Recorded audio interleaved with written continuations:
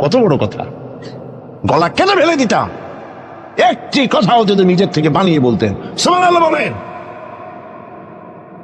সেই কোরআন একটি শব্দ মানুষের নেই। আল্লাহ পাক বলেছেন এর উপর, কোরআনের উপর থেকে, এর নিচের থেকে, এর ডান থেকে, এর বাম থেকে, এর ভিতরে শয়তানের বাতিলের প্রবেশের কোনো অধিকার নাই। যদি থাকতো এতদিনে কত বেড়াছাড়া করতো, সেরা বেড়া করতো, উল্টো পাল্টা করিয়া সর্বনাশ করে ফেলাইতো, ঠিক কিনা?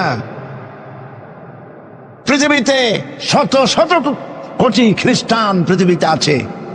খ্রিস্টানদেরকে চ্যালেঞ্জ করুন তো যে একটা বাইবেলের হাফেজ দাও আমাদেরকে।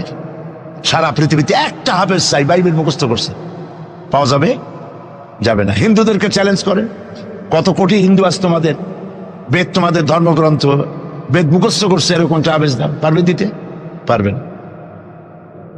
মহান আল্লাহ রাব্বুল আলামিন কোরআনে কারীমকে হেফাজত করেছেন।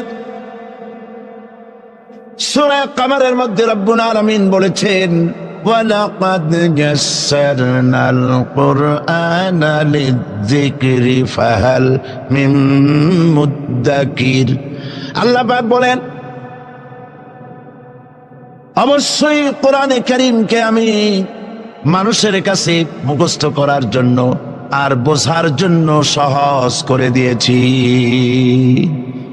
মুখস্থ করাও সহজ আর বোঝাও সহজ। কিন্তু দুর্ভাগ্যজনক সত্য আরেকটি কথা আছে, সেটা হলো এই মুসলমান দাড়িওয়ালা টুপিওয়ালা আল্লাহর মসজিদের ভেতরে বসে এক শ্রেণীর মুসলমানেরা বলে কোরআন বোঝা আমাদের কাম না, আমরা পাবলিক, আমরা কোরআনের বুঝবো কি? কোরআন বুঝবে আলেমেরা। অবশ্য এই রকমের লোক নারায়ণগঞ্জে নাই, বিভিন্ন জেলায় আছে। কোরআন আমরা বুঝবো না, বিশাল ব্যাপার, আল্লাহর কোরআন, এর আমরা বুঝবো কি? এই কথাটা শয়তানের একটি ওয়াসওয়াসা, এই কথাটি শয়তানের মারাত্মক ওয়াসওয়াসা। আল্লাহ খান কোরআন দিছেন খালি মৌলানা মৌলবীদের বুঝাবার জন্য, আর কেউ এটা বুঝবে না।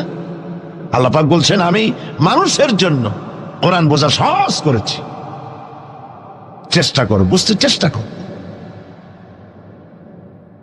কোরআন শরীফ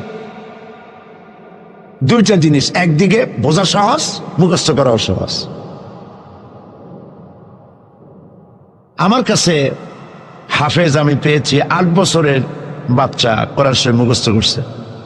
আজকে পত্রিকা দেখলাম একটা ছোট্ট মেয়ের ছবি, 7 বছরের কোরআন শরীফ মুখস্থ করেছে, কোন মৌলানা সাহেবের ছেলে, তার মাও হাফেজ বাবাও হাফেজ। 7 বছরের ছোট্ট বাচ্চা 30 পারা করেছে। আপনি কি মনে করেন, পাগলামি মনে করেন এত বড় কোরআন শরীফ মুখস্থ করা? 7 বছরের বাচ্চা কোরআন মুখস্থ করছে।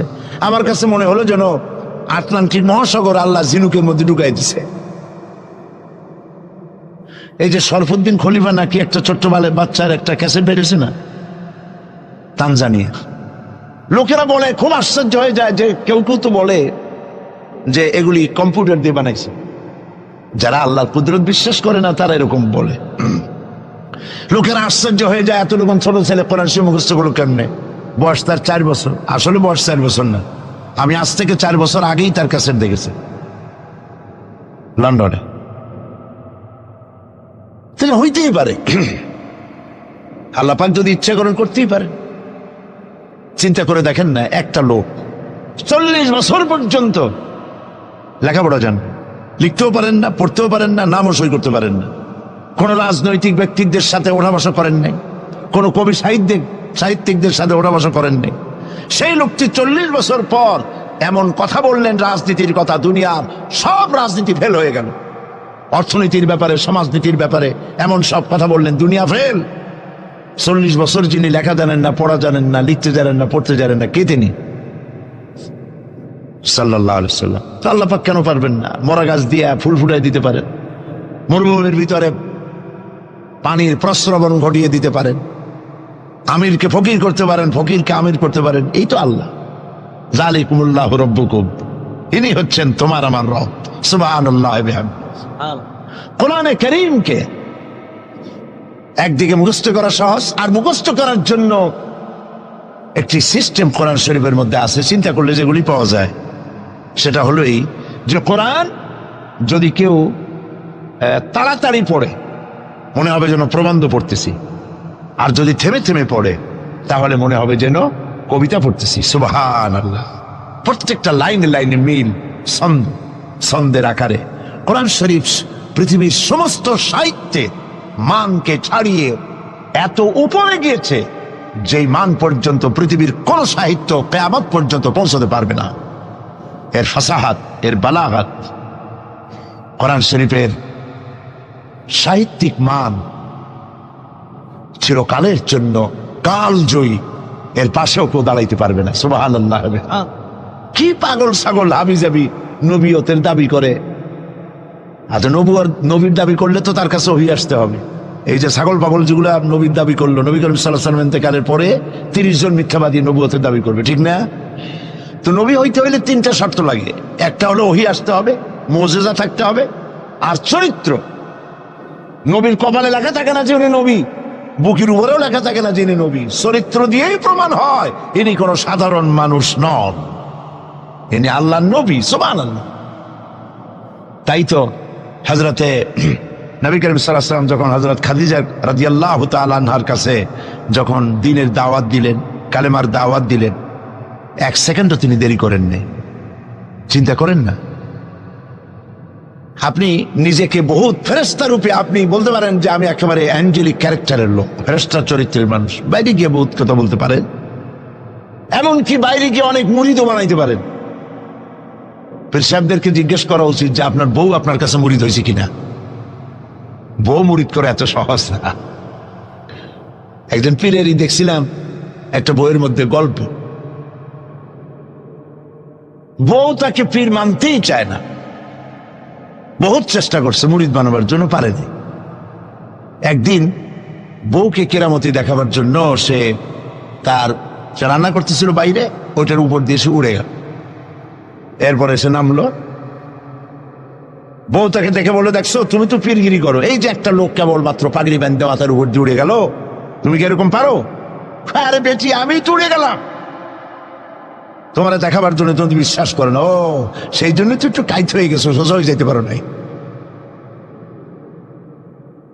বউ তো তার স্বামীর জন্য জীবন দিতে পারে, তার ভালোবাসা সবটা উজাড় করে দিতে পারে, কিন্তু ঈমান আনা সহজ নয়। যেহেতু বউ, আপনি সবাইকে ফাঁকি দিতে পারবেন, আপনার স্ত্রীকে কখনো ফাঁকি দিতে পারবেন না। আপনি কোথায় যান, কত রাত্রে বাড়ি ফেরেন, কার সঙ্গে টেলিফোনে কথা বলেন, আপনার ইনস অ্যান্ড আউট, ভেতর এবং বাইরের সব সূর্যের মতো পরিষ্কার আপনার স্ত্রীর কাছে। এই জন্য নবী করিম সাল্লাল্লাহু আলাইহি ওয়াসাল্লাম বলেছেন, তোমাদের মধ্যে উত্তম সেই ব্যক্তি যে ব্যক্তি তার স্ত্রীর কাছে উত্তম। আমি আমার স্ত্রীদের কাছে উত্তম ব্যক্তি। সুবহানাল্লাহ। হযরত নবী করিম সাল্লাল্লাহু আলাইহি ওয়াসাল্লাম তিনি যখন হযরতে খাদিজাকে যখন দ্বীনের দাওয়াত দিলেন, কালেমার দাওয়াত দিলেন, বললেন এক আল্লাহর ইবাদত করো, আমারে শেষ জামানার নবী হিসাবে মেনে নাও, আখেরি নবী হিসাবে আমাকে মেনে নাও। হযরতে খাদিজা এক মুহূর্ত দেরি করেন নাই, সঙ্গে সঙ্গে পড়েছেন লা ইলাহা ইল্লাল্লাহু মুহাম্মাদুর রাসূলুল্লাহ। জোরে পড়েন লা ইলাহা। নারায়ণগঞ্জের মতো জায়গা মাহফিল করবেন তো বড় খয়রাত করতে নামবেন, ছোট্ট বাটি নিয়ে নামবেন কেন? বিরাট ঝুলি নিয়ে নামেন। কেউ তো বেশি দিলে তখন নেবেন কি করে? এই জন্য আপনি যেমন ব্যবস্থা করবেন সেরকম। আমরা তো আরামে বক্তৃতা শুনতেছি, আর ইরাকের মুসলমানদের ঘুম হারাম হয়ে গেছে, খাবার নাই। গতকাল ব্রাহ্মণবাড়িয়া বলেছি, ইরাকের গর্ভবতী নারীরা তারা ডাক্তার সরকারের কাছে দাবি জানাইছিল যুদ্ধের একদিন আগে, বলছিল আমাদেরকে অপারেশন করে বাচ্চাগুলো বের করে দাও।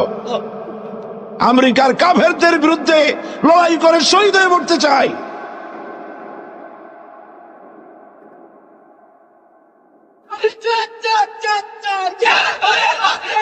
আমরা কিচ্ছু করতে পারবো না, কিন্তু দোয়া করতে পারবো। কি করতে পারবো? তবে দোয়া কবুল হোক আর না হোক এই নিয়ে তাড়াহুড়ো করবেন না। অনেকে মনে করে দোয়া তো করছিলাম, আফগানের জন্য হয়েছে কি?